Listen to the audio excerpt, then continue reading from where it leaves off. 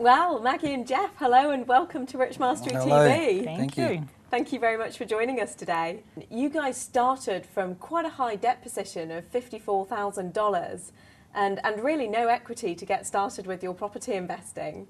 But before we come on to how you overcame that and how you have indeed achieved success with property, perhaps you could both just introduce yourselves and tell us a little bit about who you are. So Maggie, do you want to... Okay, well, I guess our story starts with us both coming out of broken marriages, and I know there's a lot of people out there that can relate to that and relate to the fact that when we leave our marriages, our respective exes often we're the ones that give it all away, and so we were both fortunate enough to be in that position, and learn the lessons of life, so. But we both had a bit of an inkling that property might be quite a cool thing to go forward into, and we'd both had those conversations with our respective exes, so knew that there was a way and something that needed to come forward. And then we were fairly early on in our relationship, and Jeff got the bank statement. The bank statement. The bank statement, yeah.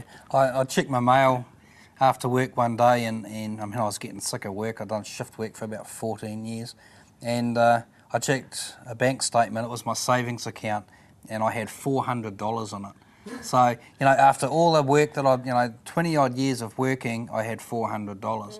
And it was at that point that I thought, something needs to change, something needs to be different.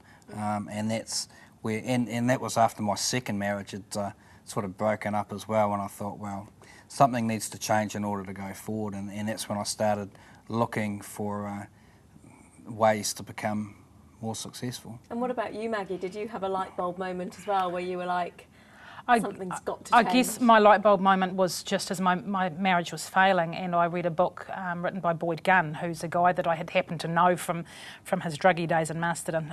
I knew who he was, he didn't know who I was. And he'd written a book, and it was a personal growth one, and it helped me make the decision to leave my ex-husband, which